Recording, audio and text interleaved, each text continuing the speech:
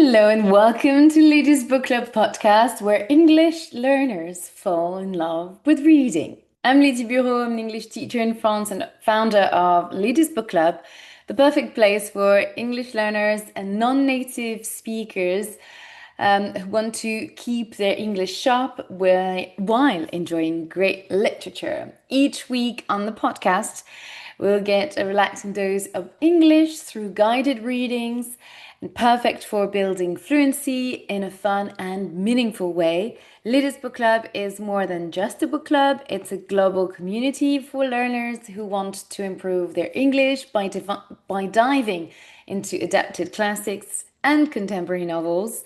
We focus especially on works by female authors, and every 2 months we explore a new book chosen with care and adapted to your level for classics of English literature. And also we tend to read contemporary novels in their original text. So it goes from upper intermediate B2 to advanced C1 to original text. So this is the range of levels that we mainly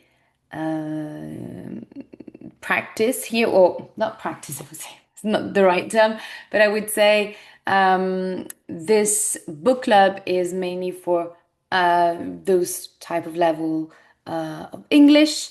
And for now, this is a start, and eventually for beginners, but for now it's from upper intermediate B2 to advanced C1 or C2.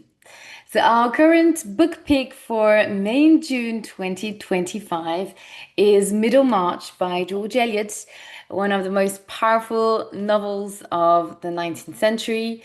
But don't worry, we're using the B2 level adaptation from Macmillan Readers, so it's fully accessible to learners. So if you're new to the story or the author, check out episode 32 on Spotify or on YouTube, here on YouTube. I introduce you to George Eliot and explain why Middlemarch is a must read. So today we're reading chapters 17 to 20 together. And if you'd like to join the next session live on Zoom, you just subscribe to the book club. The link is in the description, and this way you'll be able to follow the story more easily and improve your comprehension and ask me any questions about the book club or about the text, of course. Also, you can sign up to attend the online discussion workshop. So this Saturday, on the 28th of June, we will have our last group discussion on this adaptation of Middlemarch. We will discuss chapters 17 to 22.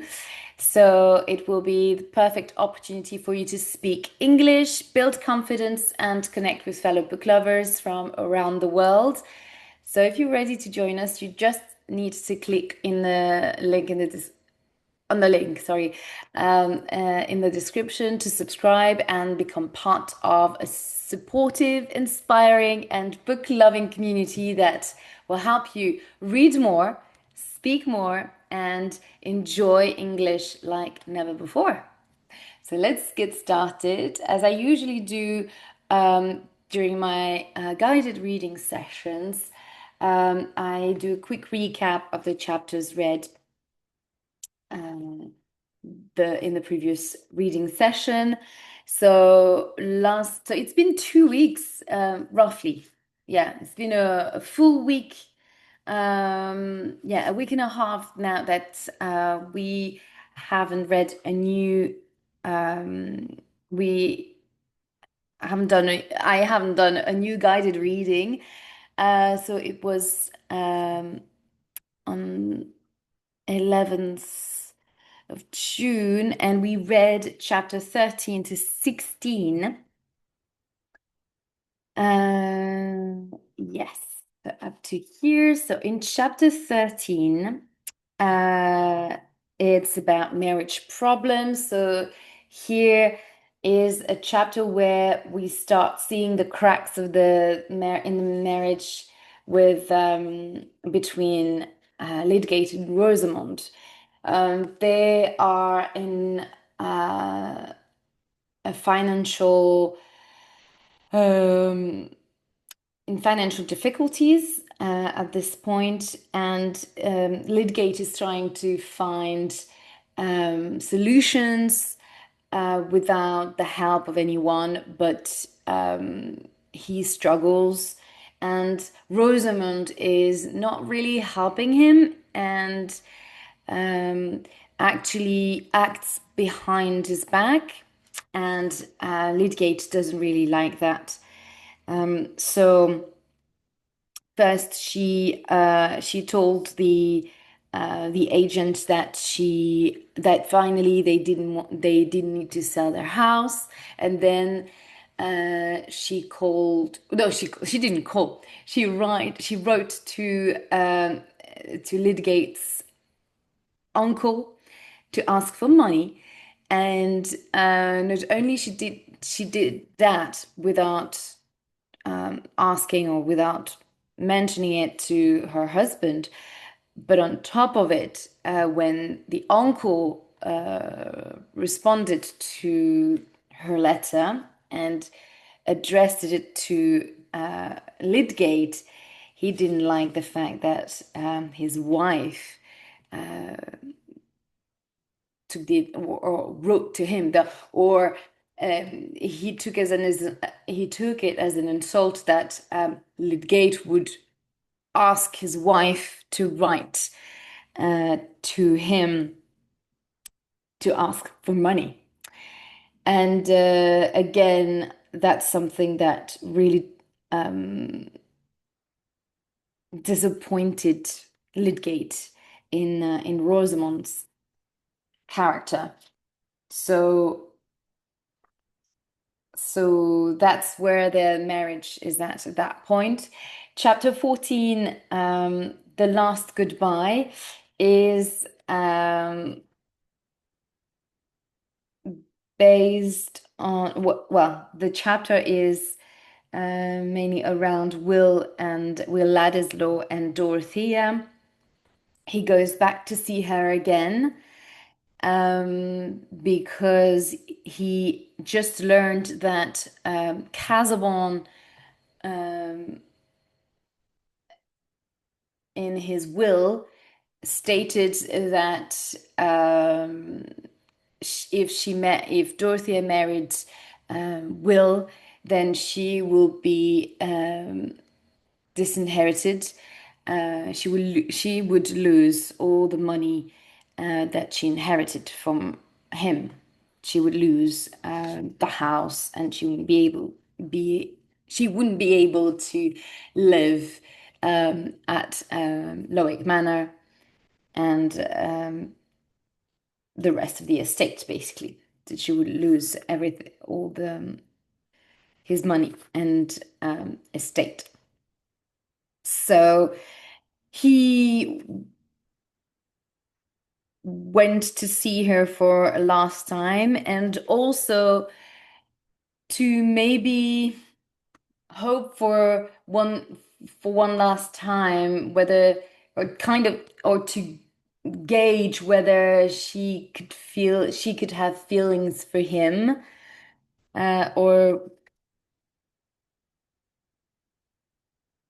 or yeah, have maybe a hope that she could have feelings for him. But Dorothea kept her emotion or and feelings hidden, and didn't let anything really didn't show anything. So um, at this point, Dorothea is not necessarily aware that she might have feelings for him. But he, um, in his way of speaking to her, tries to make her understand that she is um, the most important thing in his life. Um, but she's kind of oblivious about his feelings. Then chapter 15 is about money and the story of, we learn more about Mr. Bulstrode and his past because Mr. Bulstrode, the banker, is not um, from Middlemarch. He used to live in London and he's not from a wealthy background. He earned his money while working for a very rich man in London. And then when this man died, he married his wife. So he then um, inherited, or um, he benefited from the money of that man, and then continued uh, trading and business, and continued the business, making more money and becoming a rich man. And then moved to Middlemarch, and and I think at this point, then the wife died, and he remarried with Mrs. Bulstrode, the one that his wife in at the time of the story. So he remarried and settled in Middlemarch until, so for a couple of years now. I think it's been rough 10, 15 years it's been living in Middlemarch. And there is this man, John Raffles, who arrives in Middlemarch, and he threatens the tranquility and quietness of Mr. Bolswood's life and affairs by threatening him to reveal his past, his unglorious past, to the people of Middlemarch, and unless he lends him money. And uh, so basically he blackmails him, and Mr. Bulstrode, is tight and doesn't have any other issue than doesn't have any other um, way than to give him the money. And that's it for this, more or less, about this chapter. And then chapter 16, the last one that we read well, last time. So not last week. Is temptation, chapter 16. So in this chapter,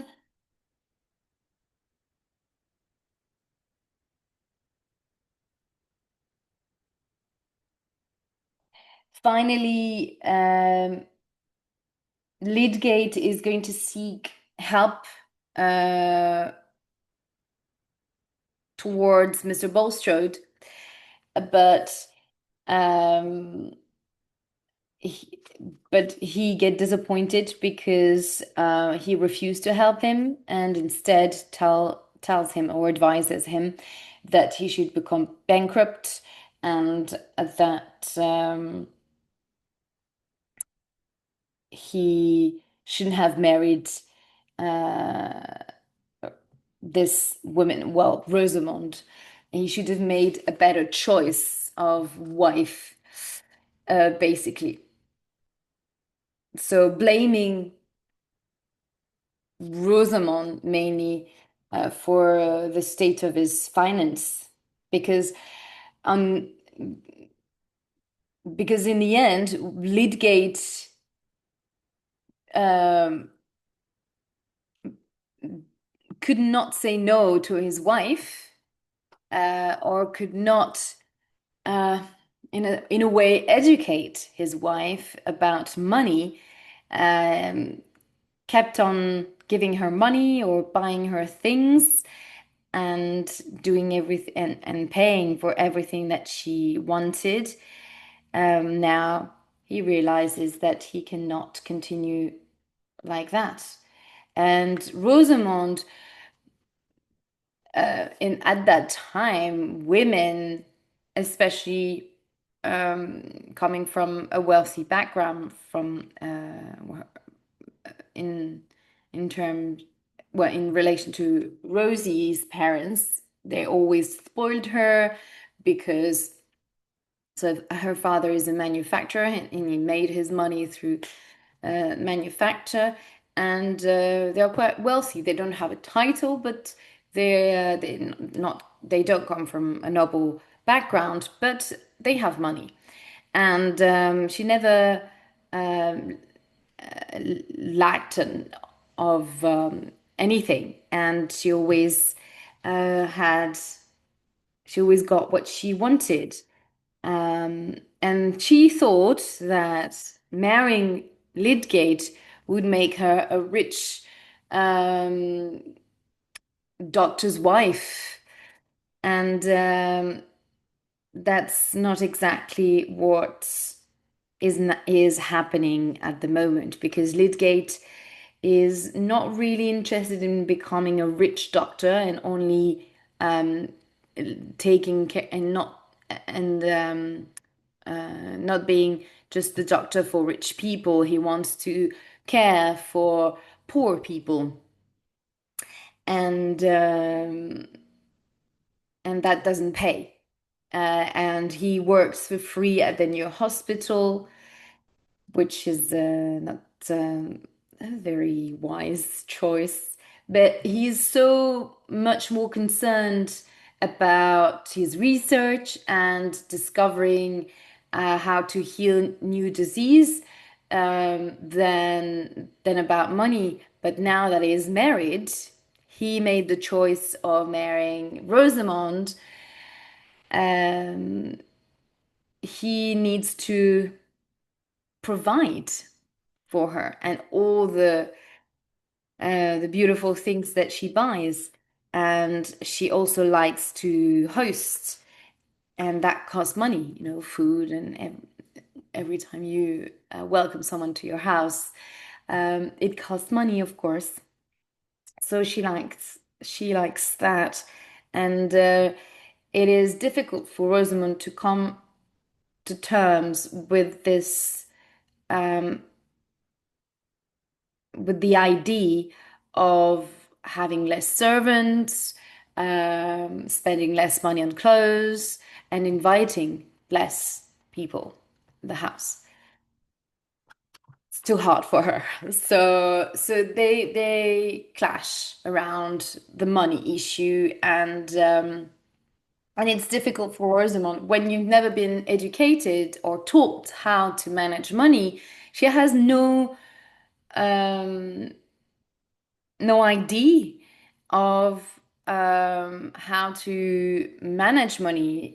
She doesn't work. It's the men who work. She doesn't earn money to for a living. So as long as women were, I find easy critics that it's too easy when I read critics around the characters. I find too easy that critics the critics around Rosamond being silly and being only being vain and all that, and looking only about her appearance, which is true. She only cares about her societal rank and about her appearance.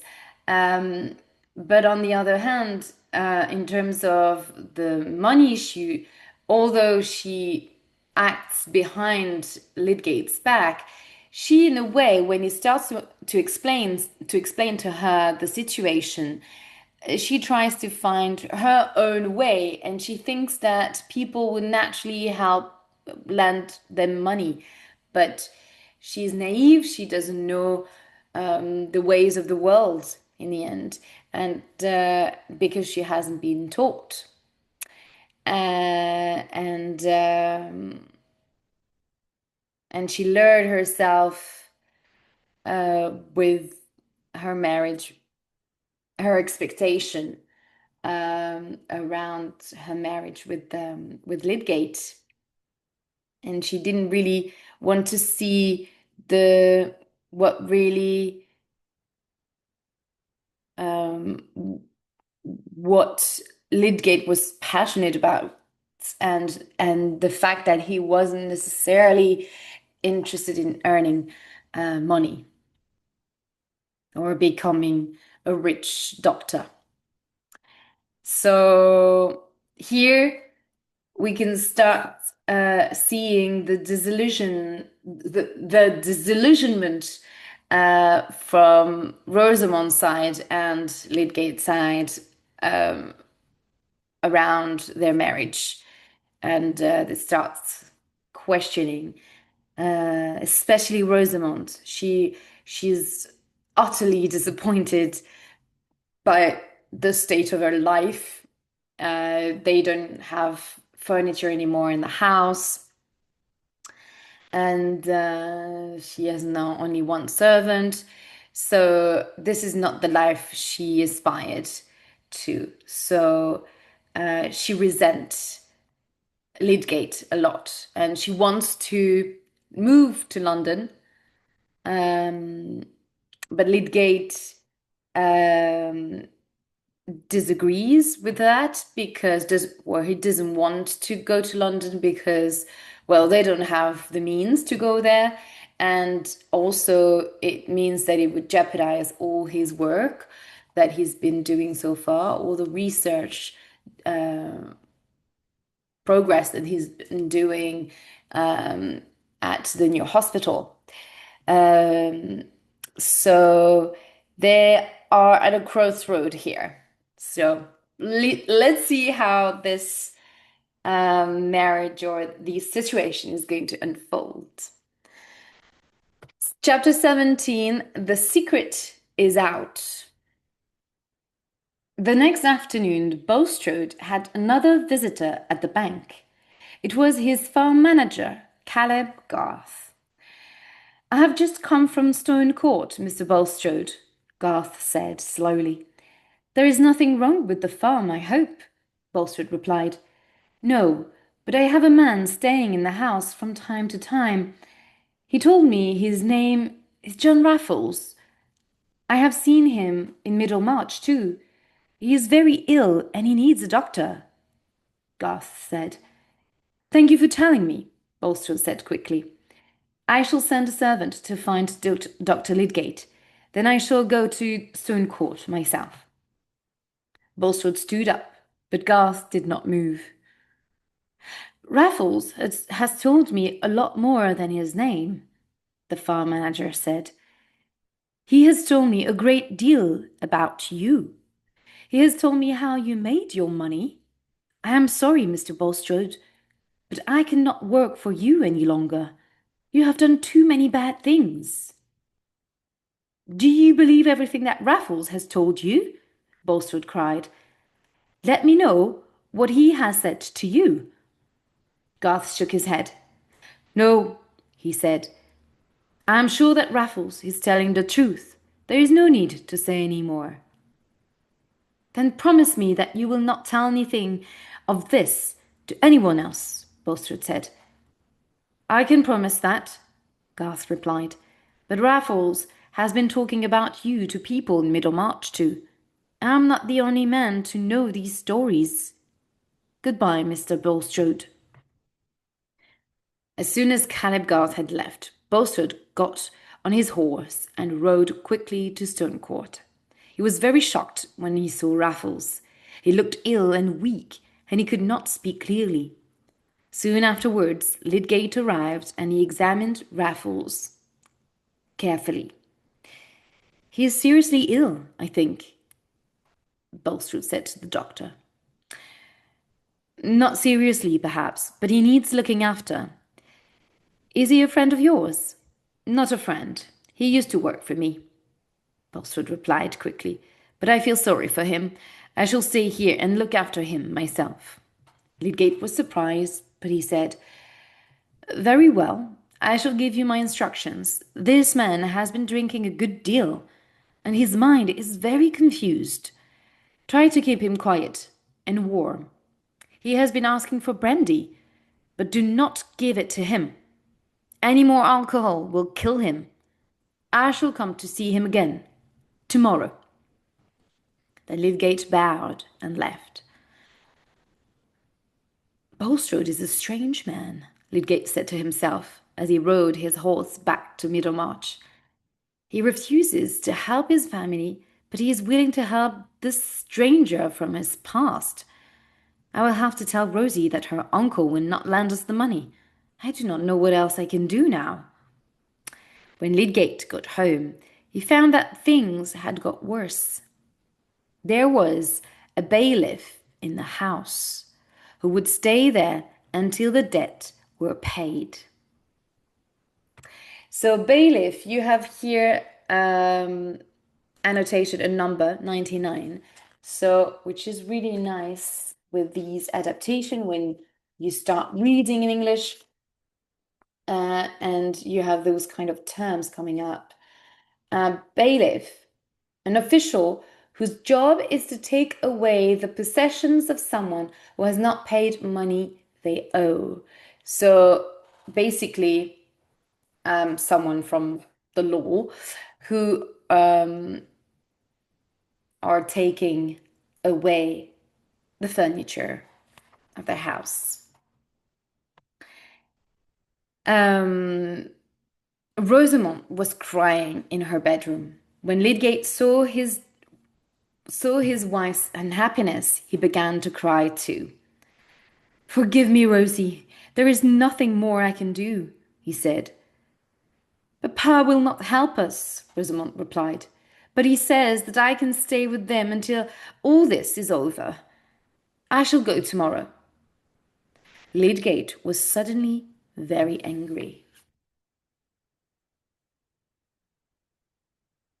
Oh, wait, a day or two, he shouted.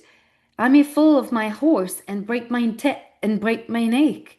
Then you will have the money from my life insurance. Oh, sorry, that was a little bit, that was sarcastic here. Oh, wait a day or two, he shouted. I may fall off my horse and break my neck. Then you will have the money from my life insurance. If you do not want me to go, say so, Rosamond said coldly. I shall stay if you wish it. You didn't have to shout. I do wish it, Lydgate replied. But now I have work to do. I cannot stop seeing my patients. You may not need me, but they do. They argue quite a lot at the moment. And Rosamond here is not being very supportive because she is ready to leave him with all the debts and all this and leave the situation and go to her parents to avoid having to deal with that crisis in their marriage, which is disappointing for Lydgate because he expected that his wife would stay at his side. So in the end, she stays. But this is how both of them are learning how to be wife and husband in a way. The next day, Lydgate returned to Stone Court to see Raffles again. The old man had been awake all night, talking and shouting. Bulstrode was terrified of Raffles now, and in his heart, Bulstrode wished that Raffles would die. Lydgate looked at Raffles and examined him carefully. He is worse, the doctor said. All the alcohol he has drunk is killing him, but I may be able to do something. Are you staying here to look after him? Yes, Bulstrode replied. My housekeeper will be here too. What must we do? I have brought some opium to make him sleep, Lydgate said. Give him very small doses until the exact time I have written down here. Don't give him any more after that. And no alcohol. No alcohol at all. Then we can hope that he may recover. Thank you. You look ill yourself, Lydgate, Bulstrode said. You have many problems, I know. I have, Lydgate said. They are getting worse day by day. I've thought again about this, and I think that I may be able to help you, Bulstrode said slowly. My wife is worried about her niece, and you have done much good work for this town. I would like that to go on. I will write you a cheque for £1,000. I think you said that would pay your debts. Yes, yes, Lydgate said in a shocked voice. That would solve my problems and allow me to do my work as I should. Mr. Bulstrode has a change of mind now, but he's mentioning his wife. So here there is probably his wife behind this sudden generosity from Bulstrode. So we have here a beautiful illustration. Here it says, Lydgate looked at Raffle and examined him carefully. He's worse, the doctor said. Yeah. You can see Lydgate here, Raffles, and here Bulstrode. Then I shall write you a cheque at once, the banker said. You can pay me back when you're able to. Lydgate thanked Bulstrode as he took the cheque. The young doctor felt happy for the first time in many months. He thanked Bulstrode again and then hurried home to tell Rosamond the good news. Bulstrode had been awake most of the night, and he was now very tired. He called his housekeeper, Mrs. Bell, and carefully gave her Lydgate's instructions about the doses of opium. Will you want anything else, sir? Mrs. Abel asked. Perhaps some soup, if he asks for it, Bulstrode replied. Nothing else. He went to his room, but could not sleep.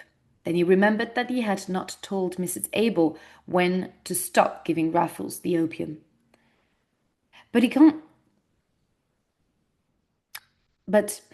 he can't come to any harm, Bulstrode said to himself.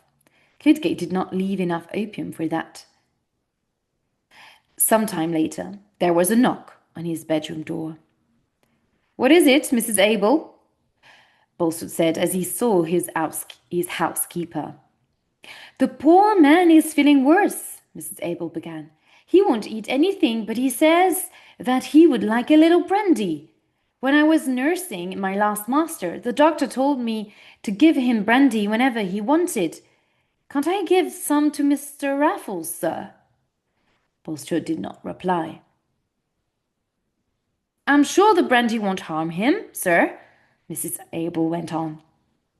There is plenty in the cupboard downstairs, sir, and you don't drink it yourself. Again Bulstrode was silent. Then he took a key from his pocket. That is the key to the cupboard, Mrs. Abel, he said. Give Mr. Raffles what he wants. Early the next morning, Bulstrode went to Raffles' bedroom. He's asleep, sir, Mrs. Abel whispered. Then you go to your room and rest, Mrs. Abel. I shall look after Mr. Raffles now, Bulstrode said. He went into Raffles' room and shut the door behind him. One look at the bed told him the truth.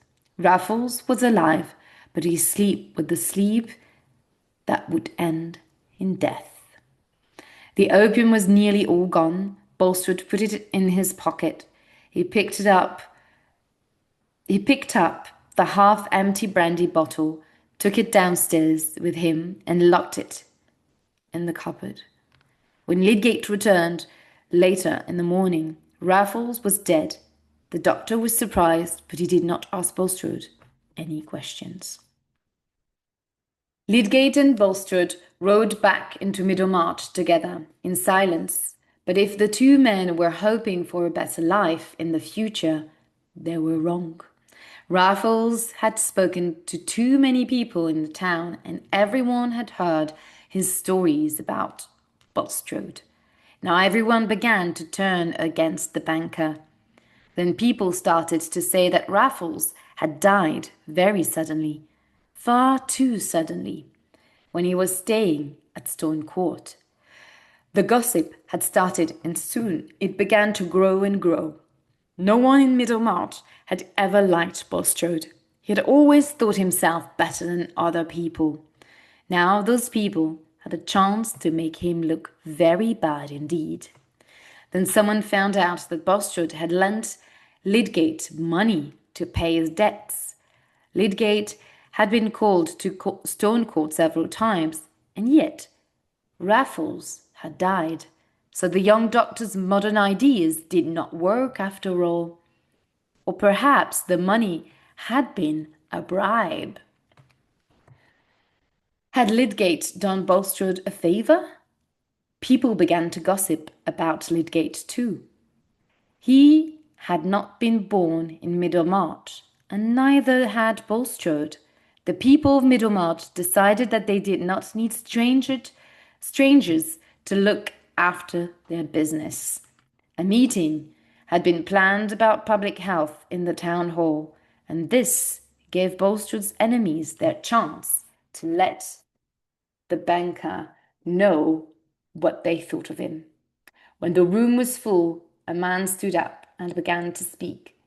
Before we discuss the health of this town and the possibility of cholera, there is another matter to be decided, he said. That matter concerns Mr. Nicholas Bulstrode, and it concerns justice. Mr. Bulstrode came to Middlemarch as a stranger many years ago, and we trusted him. Now at last we have heard the truth about his past. We have heard about his dishonesty and meanness. A man has died in Bulstrode's house, the same man who has told us the truth about Nicholas Bulstrode. Mr. Bulstrode holds several important official positions in Middlemarch. For the good of the town, we ask him to resign from these positions at once. Everyone cheered. Bulstrode himself stood up and tried to speak. His face was white, and he was shaking with anger and fear. Lydgate stood up quickly and went towards Bulstrode. "You're ill. Let me take you home," he said quietly. The two men left the meeting in silence. Then, as the door closed behind them, everyone cheered. Mr. Brooke had been at the meeting in the town hall, and he was very surprised by what had happened. He had not heard the gossip, but someone soon told him. Mr. Brooke did not know much about the Mr. Bulstrode, the banker, but he believed that Lydgate was a good doctor. Dorothea, who had just returned from a trip to the north, was back at Lowick Manor. Her uncle decided to drive there at once, and Dorothea was delighted to see him. "I have bad news, I'm afraid, my dear, very bad news," Mr. Brooke said at once. "What is the matter, uncle?" Dorothea cried. "Are you ill?" "No, not at all," Mr. Brooke replied. "I have just come from a meeting in the town hall, a meeting about public health, you know. There is a fear of cholera coming to Middlemarch, and we must be prepared." "Then I suppose Dr. Lydgate was there and Mr. Bulstrode too, I expect," Dorothea said. "I have agreed to help them with the new hospital, and now we should begin planning at once. If we are ready to fight the cholera, then that is good news, not bad." "The bad news is about Bulstrode and Lydgate," Mr. Brooke said. "I'm afraid that they have both behaved very badly indeed." Dorothea listened to her uncle in silence as he told her all he knew. Then she shook her head. I don't know very much about Mr. Bulstrode, she said, but I do know Dr. Lydgate. He has not done anything wrong. I am sure of that. Let us find out the truth about him and clear his name. That's the end of chapter 17. Oops, I'm going to bring some light here. So we can see that Dorothea instantly doesn't put any blame on Lydgate, and on the other hand, and actually she is on his side. Straight away, she wants to find a solution to help him, or to clear his name about against all the rumors around him. Chapter 18. Two wives. Lydgate now cursed the day that he had come to Middlemarch. Everything had gone wrong. His work, his marriage, his whole life. Lydgate wished too that he had never taken the cheque from Bulstrode. Lydgate could not return the money because he had used it to pay his debts, and he soon realized that people were linking his name with Bulstrode's. The people of Middlemarch began to avoid the young doctor, and several of them stopped being his patients. How can I explain all this to Rosie? Lydgate thought. She will never understand, and she will blame me for everything. Dorothea was convinced that Lydgate had done nothing wrong, but her family told her to be careful. Lydgate must manage his own life. You can't do it for him, Sir James said. He took money from Bulstrode, and Bulstrode cannot be trusted, he went on. We must wait a little and see what happens. Yes, dear Dorothea. Yes, Dorothea, dear, Celia said. Sir James is right. You always do things without thinking. You obeyed Mr. Casaubon. Now listen to my husband. Men know all about money and business. Women don't. I obeyed Mr. Casaubon because he was my husband, Dorothea said. Now I have no husband. I want to think for myself again. My money is my own, and I want to use it to help the new hospital. I have so many ideas for making it better. There is nothing wrong with that, I suppose. Of course not, my dear, Mr. Brooke said calmly. But you must be careful, you know. I have spent a great deal on my estate, and so has Sir James. Do wait a little and think carefully before you spend your money too. Rosamond Lydgate and Harriet Bulstrode found out about their husbands' troubles in different ways. Mrs. Bulstrode had been very upset when Lydgate brought her husband home from the meeting in the town hall. Is my husband here? Harriet Bulstrode asked. He looks very pale. The room was very crowded. It was difficult to breathe, Lydgate replied. I expect Mr. Bulstrode has been working too hard. Mrs. Bulstrode was afraid to ask her husband anything, and he stayed in his room for 4 days. No one called at the house during that time, and Mrs. Bulstrode knew that something must be wrong. On the 5th day, Mrs. Bulstrode drove to her brother's warehouse to ask Mr. Vincey what had happened. So basically, her husband doesn't tell her anything for 5 days. God help you, Harriet, Mr. Vincey said when he saw his sister. I see that you know everything. Mrs. Vincey went very pale and sat down. You are wrong, brother. I know nothing, she whispered. Tell me the truth, please. Nicholas has said nothing to me at all. So Mr. Vincey told her all he knew. Nothing can be proved, he said. Nothing can be proved, he said at last, but people will talk whether the gossip is true or not, And I'm afraid it is. I wish that you and Rosamond had never married, Harriet. I wish that you had both kept the name of Vincy all your lives. Harriet Bulstrode went home straight away and knocked on the door of her husband's room. Bulstrode was sitting at his desk. His wife went up to him and put her hands on his shoulders. I know everything, Nicholas, she said. Then Bulstrode began to cry, and his wife sat down beside him and cried too. Despite everything he had done, he had married him. She had married him, and she would forgive him. There was nothing more to say. Um, Unfortunately, here we don't have much more details about Harriet's character, but she's a very interesting one. In the original text, she actually feels disappointed. Here, another disillusionment around marriage.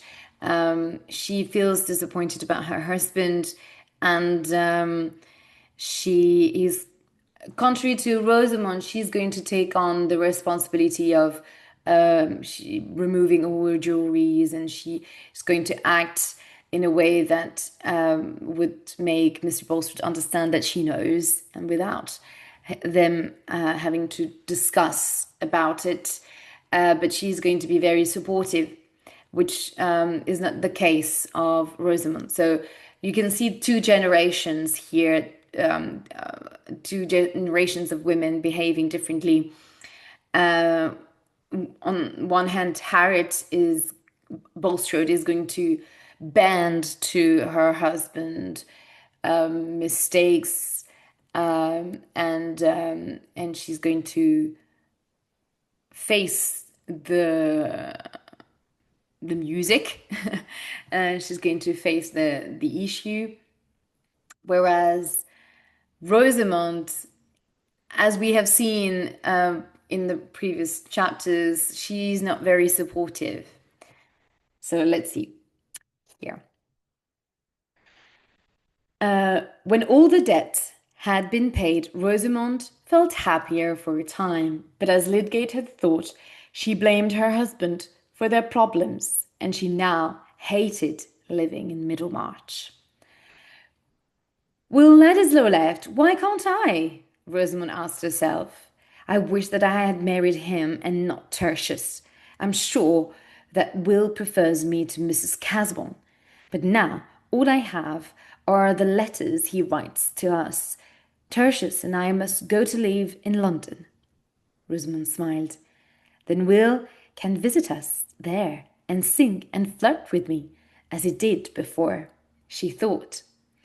In his next letter to the Lydgates, Will wrote that he was planning a visit to Middlemarch. All at once, Rosamond was happy again. Then Rosamond realized that she had not entertained their neighbors for some time. Without telling her husband, she sent out invitations for a small evening party. But to her surprise, no one could come. When Lydgate found out about the invitations, he was very angry. Why did you send out all those invitations without asking me first? He cried.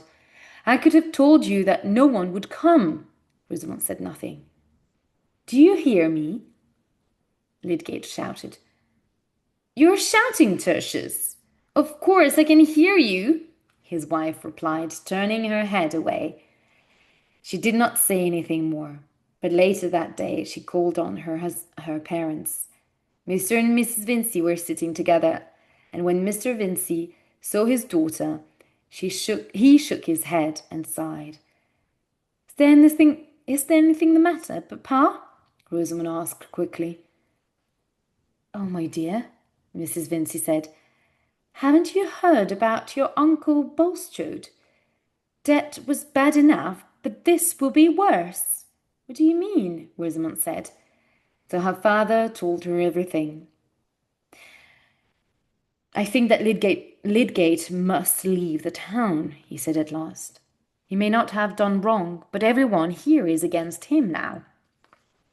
This was a terrible shock to Rosamond, but she went home quietly and said nothing to her husband. Lydgate knew that when his wife was quiet, she was hiding something. He guessed at once what had happened. "What have you heard?" Lydgate asked. "Everything. Papa told me." Lydgate waited for some words of love and support from his wife, but none came. So here, you see the difference of attitude here in Rosamond's behavior. "Tertius," she said at last, "I cannot leave in Middlemarch now. Let us go to London. It will be easier for me there." Lydgate did not reply, and a few minutes later he walked out of the house. "Tertius doesn't realize how terrible this is for me," Rosamond said to herself. "But Will is coming back soon. I'll tell him everything. He will understand." And now she's projecting all her frustration around her marriage onto Will and all her aspiration around his character, and she make herself believe that Will Ladislow is actually the man for her, or would have been a better husband for her. But again, this is she's lying to herself here because she's unhappy in her marriage. She's now projecting all her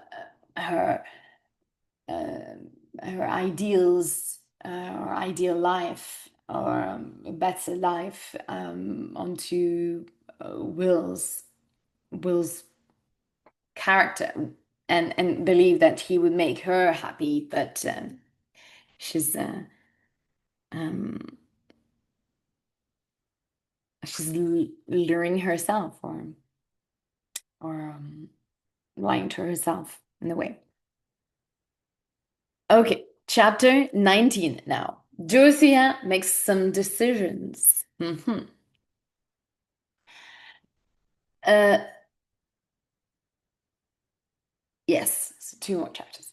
I was checking. Right. A few days later, Dorothea asks Lydgate to visit her at Lowick Manor. The big house with its beautiful gardens was a restful place, but Dorothea was very unhappy. "I have too much money," she said to herself. "How can I be happy here when poor people need so much? The new hospital must go on, and with my money and Dr. Lydgate's help, it will." But when she saw Lydgate, Dorothea was shocked by the change in him. He had the face of a man who had lost all hope. "I understand that you want to help the new hospital, Mrs. Casborn," Lydgate said. "But I have to tell you that I may have to leave Middlemarch. I suppose that you have heard why." "I've not heard anything that has changed my opinion of you," Dorothea said sweetly. "Why don't you tell me the true story, Dr. Lydgate? Your name can be cleared, I'm sure. Let me help you to do it." So the young doctor told Dorothea everything. He told her about his debts, the death of Raffles, and the money from Bulstrode. "We could do so much good for the town if you stayed," Dorothea said gently. "In time, all those things would be forgotten, I'm sure of it." "Mrs. Casborn, there is nothing else," Lydgate said at last. "I'm married, you know what that means. I cannot think only of myself. My wife is very unhappy and she wants to leave. Our marriage has brought her so much trouble and she refuses to talk to me about it." "May I go and see her?" Dorothy asked. "Would she listen to me? I did meet her once. I remember that she was very pretty. I'm sure that she would see you, but I don't think that she would change her mind. And I'm not sure whether I have the strength to go on here in Middlemarch. It might be better for us to leave." "It is not brave to give up the fight," Dorothea replied. "Perhaps not," Lydgate said. "But anyhow, I'm sure that Rosie would like to see you before we leave." "Then I will visit her," Dorothea said with a smile. After Lydgate had gone, Dorothea made her decision. She wrote him a cheque for £1,000 and put it in an envelope with a short note. This way, Lydgate would owe her the money rather than Bulstrode. I shall take the cheque with me tomorrow, Dorothea said to herself. The next day, Dorothea ordered her carriage and drove into Middlemarch to see Rosamond Lydgate. The last time they had met, Will Ladislow had been there too. Dorothea allowed herself to think of Will from time to time, with a mixture of pleasure and pain. There had been strong feeling between them at their last meeting, but marriage was, of course, impossible. Dorothea stopped the carriage opposite the Lydgates' house and got out. The door of the house was open, and a servant was standing there, looking at the ground carriage. "Is Mrs. Lydgate at home?" Dorothea asked. "I am Mrs. Casaubon." She followed the maid, who opened the door of the sitting room without looking in. Dorothea entered the room quietly. She heard voices, and then she saw Will Ladislow and Rosamond Lydgate sitting closely together on the couch. Rosamond's face was covered with tears. Look at this. So that's the scene. So you can see here Rosamond, the beautiful hair and dress. And here Will Ladislow holding hands, and Rosamond in a very plain dress and dark dress holding the letter. Will was talking to Rosamond and holding her hands in his. At the terrible shock of seeing them together, Dorothea stepped back quickly and hit a piece of furniture with her foot. Rosamond looked up at the noise and saw her. As Rosamond stood up, Will turned round and saw Dorothea too. Dorothea was the first to speak. "Excuse me, Mrs. Lydgate," she said clearly. "The servant did not know you were here." Oh, sorry. The servant did not know you were here. I have brought an important letter for Dr. Lydgate. I leave it on this table. Dorothea put down the letter, bowed and hurried from the room. In a few minutes more, she was in her carriage and driving away. Will and Rosamond stood in silence, looking at the open door. Then Rosamond smiled and put her little white hand on Will's arm. "Don't touch me," he shouted, moving away to the other side of the room. He stood there with his hands in his pocket, not looking at her at all. Rosamond sat down and spoke very quietly. "Why don't you go after Mrs. Casaubon and tell her how you feel?" she said. "It is quite clear that you prefer her to me." "You have no idea how I feel," Will replied angrily. "How can you when you think of no one but yourself? Go after her? How can I? She'll never look at me again." "You find it easy to explain your feelings to me," Rosamond said coldly. Explain them to her." "Then I must explain that I am a man in hell," Will cried, "and I don't prefer Mrs. Casaubon. There is no other woman in the world for me except her." No one had ever spoken to Rosamond like this before. She closed her eyes and sat completely still. Then Will suddenly realized the truth. Rosamond wanted love, not friendship from him. She was sure that she could always get what she wanted. She could not believe that Will loved Dorothea and not her. "I must go now," Will said at last. "I shall come back tonight to see Lydgate." "If you like," Rosamond replied without opening her eyes. When Lydgate returned, Rosamond was crying on her bed. "My poor Rosamond! What has upset you?" he cried, and took her in his arms and kissed her. Will called again in the evening, but he did not tell Lydgate that he had been in the house that morning. Rosamond was upstairs, and Lydgate told Will the whole story of himself, Bulstrode, and John Raffles. I believe that Raffles spoke to you too, Lydgate said. Much of Bulstrode's money belongs to you. I did hear the story, Will said quietly, but I know how Bulstrode made that money.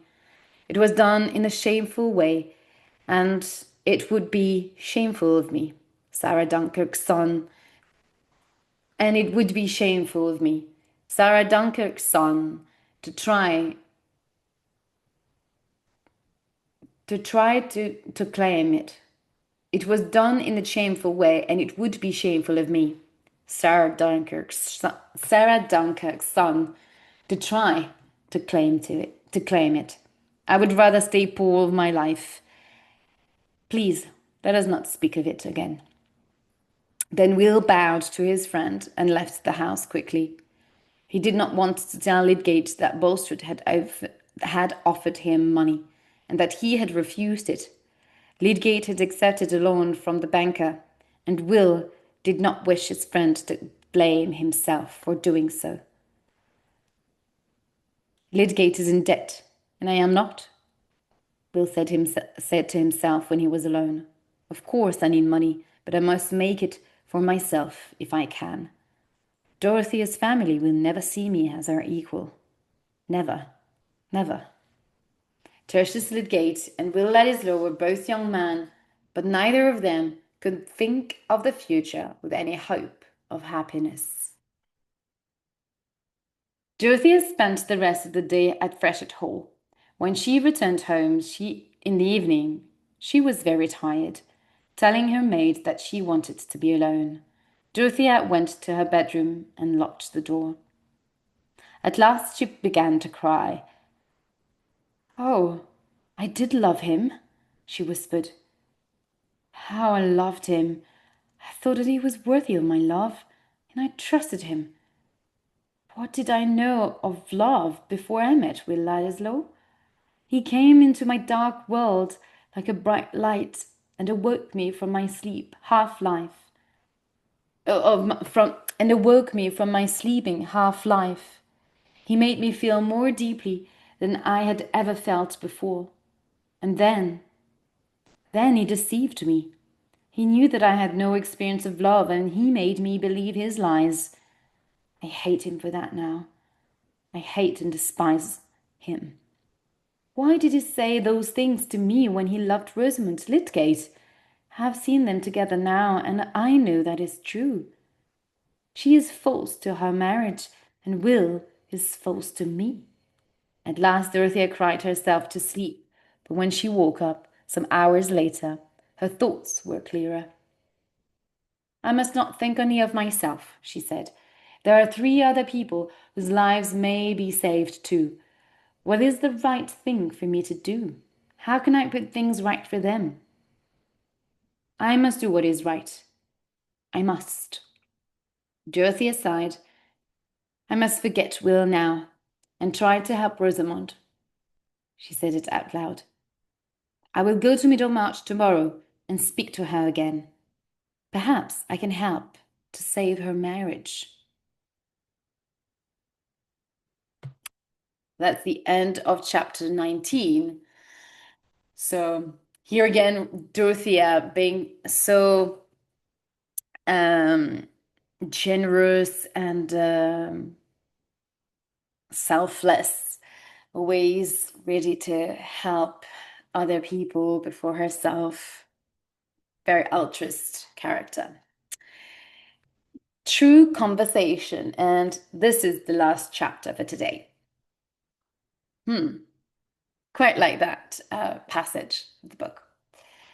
Dorothea walked into Middlemarch the next morning. She arrived as Lydgate was leaving the house. Do you think that Mrs. Lydgate can see me this morning? Dorothea said. I'm sure she will, Lydgate replied. Then he took a letter from his pocket and put it into Dorothea's hand. I was planning to ride to Lowick to give you this. With my deepest thanks, he said. I must thank you for letting me help you, Dorothea replied. Lydgate bowed. I will tell Mrs. Lydgate that you are here in the sitting room, he said. Rosamond dared not refuse to see Dorothea, but she did not know why she had returned. She went downstairs slowly, walked into the sitting room, and bowed to her visitor. But Dorothea held out her hand, and Rosamond took it in hers. The two women sat down, facing each other. Both of them were very pale. I would like to talk to you about your husband, if you will let me, Dorothea began. Rosamond smiled sadly. I know you have been very good to him, she said. Mr. Lydgate has told me the whole story, Dorothea explained. People have said bad things about him, but he has done nothing wrong. I'm sure of that, and I have told my family so. They believe in your husband too. That makes you feel happier, doesn't it? Thank you. You're very kind, Rosamond replied. Her blue eyes filled with tears. Trouble is hard to bear alone, Dorothea went on. When someone we love is in trouble, we must help them. You know that, of course. It may be very difficult, but we must always try. Dorothea was talking about her own troubles as well as Rosamond's, but it was Rosamond who began to cry. Your husband blames himself for not talking to you, Dorothea said, bowing her head. But his feelings for you are very strong. Marriage is such a close relationship, isn't it? I've known how difficult it can be. We may have other strong feelings. I've also had such feelings, feelings that have taken hold of me. And I am weak, too weak to let them go. Dorothea's face was very white, and she could say no more. For perhaps the first time in her life, Rosamond was not thinking about herself. She leaned forward and kissed Dorothea gently on the forehead. Then she said, What you are thinking is not true. When you came yesterday, Will was telling me that he loved another woman, that he has never loved me. He said yesterday that you were the only woman who existed for him. And now I think he hates me, because you did not understand what you saw yesterday. There, that is the truth, and I'm glad that I've told you. Dorothea's own happiness was now almost too strong to bear, but she made herself think about Rosamond and not herself. Better times will come for you and your husband. He depends on you for comfort, and he loves you very much, Dorothea said. Tertius did not blame me then, Rosamond asked. No, of course not, Dorothea replied. At that moment, the door opened and Lydgate came into the room. I am here as your doctor, he said with a smile. When I went away, I could not forget your two pale faces. I noticed you were walking, Mrs. Casbon. May I send for your carriage? I think it may rain. Oh no, I'm strong. I need the exercise, Dorothea replied. It is time for me to go. Goodbye, Mrs. Lydgate, and thank you for listening to me. When Dorothea had gone, Lydgate returned to his wife with a smile. Well, Rosie, he said, what do you think of Mrs. Casaubon now? She is very good and very beautiful, Tertius, Rosamond replied. You will soon like her better than me. Lydgate laughed. Then he said, But has she made you happier with me, Rosie? Rosamond looked up at her husband's face, then she lifted a hand and brushed back his hair. Think she has, Tertius, she replied softly. I think she has. Will Ladislow called at the Lydgates that evening. He had come back to Middlemarch to see Dorothea, to talk to her again and explain his true feelings for her. But Dorothea had seen him with Rosamond Lydgate, and now his hope was crushed. Both Rosamond and Will had things to say to each other, but they could not speak in front of Tertius Lydgate. He stayed in the room all evening. When Rosamond poured out Will's tea, he stood up to fetch it. She had put a little note in the saucer, and he put it in his pocket quickly. When he was back at the inn where he was staying, Will read the note. I've told Mrs. Casaubon. She came to see me, and she was very kind. I have not spoiled anything for you. I've told her how you feel. She knows the truth now. Will did not know whether he was happy or sad. What had Rosamond said to Dorothea? What did Dorothea think of him now? Would they ever have the chance to talk to each other again? Will wanted these questions answered, but he dared not guess what those answers would be. And that's the end of chapter 20. That was a short one. So tomorrow we will read the last two chapters of the book. And I hope that you have enjoyed that new guided reading session. If you have any questions, please drop your question in the comments. And make sure to subscribe to the book club to join our book talk this Saturday or join any guided reading that will happen in the future, because tomorrow will be the last guided reading session. So we're approaching the end of this, of the reading of this book and the study of this book. But for future readings with the book club, then you can definitely join the newsletter. I recommend highly to join the newsletter and be the first to know what's happening in the book club and all the live events or any kind of news related to the book club. I'm so looking forward to meeting you in the book club. I will see you I will see you tomorrow for a new guided reading session, the last guided reading session, in which we will read chapter 21 and 22, and hopefully this Saturday for our last session. Otherwise, I hope that you will join soon the book club. Bye bye.